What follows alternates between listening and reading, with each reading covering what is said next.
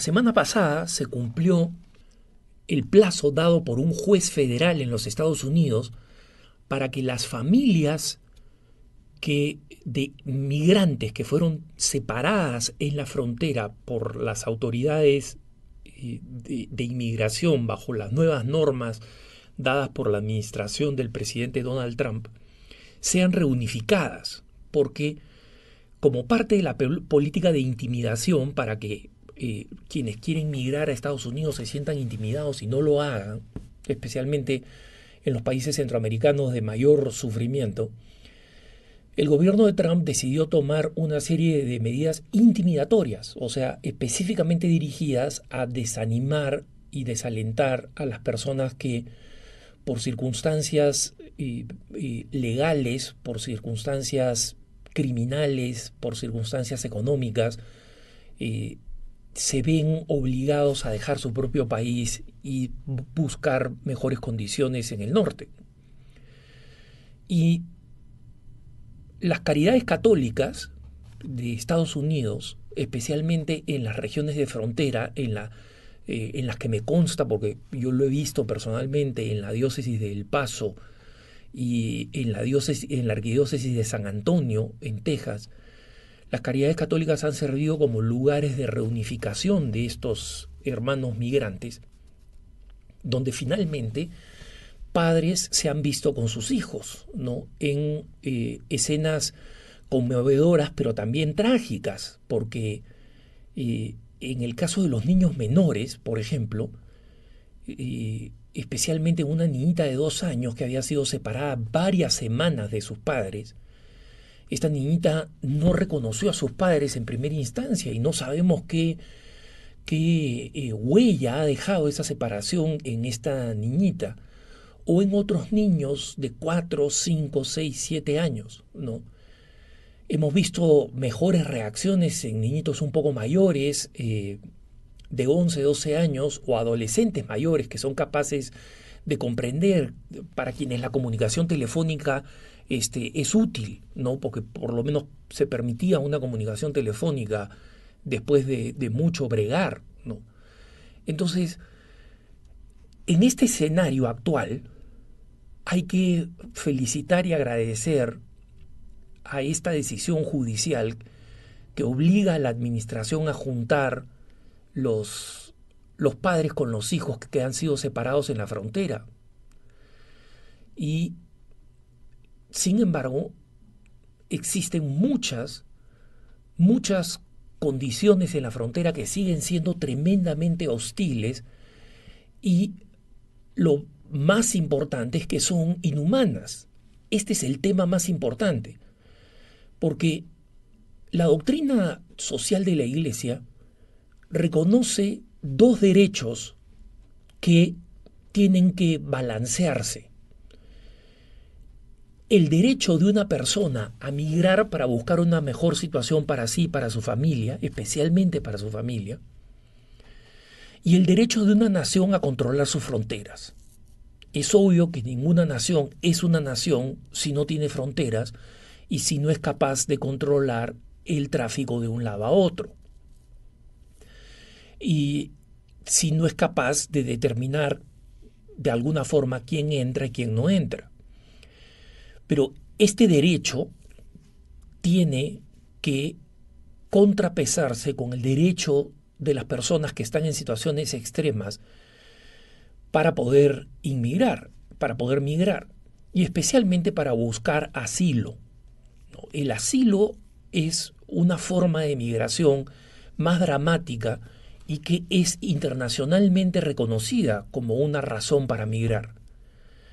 Pero la nueva administración o la nueva política de la administración del presidente Trump es que el riesgo sufrido ante las maras o las bandas juveniles, ni el abuso doméstico, o el de tener un esposo usualmente abusivo con la esposa o con los hijos, no son motivo actual para considerarse como causa de asilo.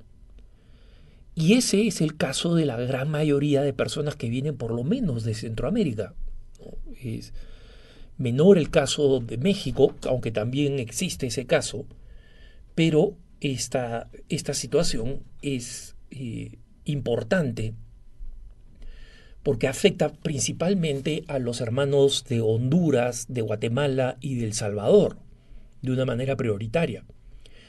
Y ellos son los que están siendo desplazados de de la frontera y son tratados con normas extremadamente draconianas que en sencillo significan el encarcelamiento de estas personas. O sea, son puestos en instituciones que tratan de no parecerse a cárceles, pero que desde el momento en que controlan la entrada y la salida y prohíben la entrada y la salida, y limitan y regulan la comunicación, es una cárcel básicamente. El ambiente puede cambiar un poco, el menú de la comida puede cambiar un poco, el trato de las personas al interior puede cambiar un poco, pero es fundamentalmente una cárcel, porque la persona está privada de su libertad. Entonces, estas son cosas en las que una nación que se llama cristiana no puede caer. Separar a las familias no es cristiano. El daño que se hace emocionalmente a las personas y la obligación de que estas personas salgan del país dejando atrás a sus hijos, que es un tipo de presión que se ha ejercido, ¿no? Y que es incluso ilegal según las leyes vigentes norteamericanas. Pero a las personas que no hablan inglés se les presiona para que firmen affidavits diciendo estoy aceptando esto, sin saber. Y si no tienen, digamos, la entereza y la valentía para sobreponerse a eso y superar la presión, la enorme presión de las autoridades locales, terminan firmando estos affidavits y dejando el país, dejando a sus hijos atrás. Esta reunificación de familias ha mostrado que más de 900 niños o adolescentes que están bajo custodia de las autoridades migratorias de los Estados Unidos no son elegibles para reunificación con sus papás. En algunos casos porque a los papás se les ha encontrado causas criminales y en consecuencia no pueden recibir a los hijos, no pueden reunificarse con los hijos. Esa es una situación real pero minoritaria. Y en la mayoría de los casos es porque padres han recibido presión diciendo ya te vas a unir con tu hijo, han sido engañados de alguna forma o presionados de alguna forma y han firmado affidavits de separación que muchas organizaciones pro inmigrantes están recusando, diciendo que no deberían ser consideradas legalmente válidas por más que tengan la firma de la persona inmigrante. Conversando con personas inmigrantes que han estado en contacto con las caridades católicas, ellos tienen distintas evaluaciones de el tipo de personal que les tocó entre las autoridades que tienen que aplicar esta ley draconiana. Y algunos bromeaban o se burlaban de ellos, ¿no? Gente con menos corazón, oficiales, funcionarios con menos corazón, y otros trataban de ayudar al máximo, incluso reconociendo sus propias limitaciones. Algunos decían, quiero hablar con mi hija, yo no puedo hacerlo, tienes que hablar con el juez, pero puedes decirle esto y esto y esto, y personas que ayudaban. Entonces el problema no está tanto en las organizaciones que están operando, en los organismos oficiales, policiales que están operando en la frontera. El problema está en las normas que está aplicando actualmente el gobierno. Es decir, hay un problema auténticamente estructural. Y este problema no va a cambiar mientras siga presente la ideología antiinmigrante que, curiosamente, es impulsada por algunas organizaciones antiinmigrantes que tienen mucha influencia en la actual administración Trump y que son financiadas por un médico oftalmólogo que heredó de una mujer millonaria una cantidad enorme de dinero y que conocido por ser un eugenicista, es decir, por aquellos opuestos a los nacimientos y al crecimiento de la población. Es decir, buena parte de estas organizaciones anti-inmigrante, anti-inmigración, que trabajan a nivel legal y que son organizaciones muy respetadas, son financiadas en realidad por ideólogos eugenicistas, es decir, por aquellos que en parte son supremacistas blancos, que creen que la raza blanca debe ser una raza suprema. Esto no es una teoría de la conspiración, de la cual yo no soy simpatizante. Es fruto de una investigación periodística que no pudo hablar con este doctor directamente, con este oculista del Midwest de los Estados Unidos, porque él se encuentra bastante deteriorado con Parkinson.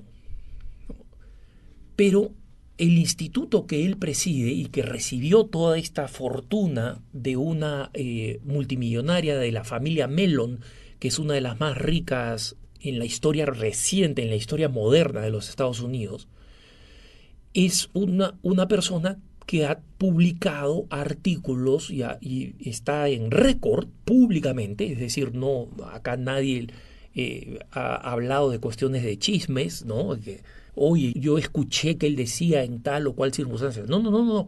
Documentos públicos de este señor que demuestran que es un eugenicista racista y que cree que los pobres no se deben multiplicar en los Estados Unidos, los negros no se deben multiplicar, los hispanos no se deben multiplicar. Y una de las conclusiones de esta ideología es que hay que parar a los hispanos en la frontera porque son de otra raza, porque somos de otra raza, ¿no? Entonces, un católico no puede estar alineado con esta política. Un católico puede defender el derecho de un Estado a controlar sus fronteras, pero no puede ser partidario del uso de técnicas inhumanas para lograr este objetivo a cualquier precio. En muchas áreas de Estados Unidos actualmente faltan personas para ocupar puestos de trabajo. Es decir, el argumento de que quienes llegan le quitan trabajo a los locales no es un argumento que se aplica en la actual situación de la economía americana. Faltan manos para el crecimiento económico que está registrando actualmente Estados Unidos. Entonces, no podemos permitir que un lobby fundamentalmente racista imponga una serie de normas. Y para eso, los católicos, los que estamos en Estados Unidos, como quien les habla, tenemos que impulsar el cambio de las actuales leyes para que el Poder Ejecutivo no tenga el espacio que tiene para abusar. Y para eso es indispensable, como dice Monseñor José Gómez, el arzobispo de Los Ángeles, un consenso entre ambos partidos, porque ninguno tiene la fuerza para empujar una reforma de la inmigración que sea satisfactorio para ambas partes. Tiene que haber un acuerdo interpartidario. Recemos y hagamos presión para que ese acuerdo interpartidario finalmente permita el pasaje de una reforma migratoria comprensiva que resuelva los múltiples problemas que se han presentado no solamente con quienes se encuentran en el país sin documentos, sino también quienes se encuentran tratando de encontrar refugio en la frontera. Que tengas un buen día.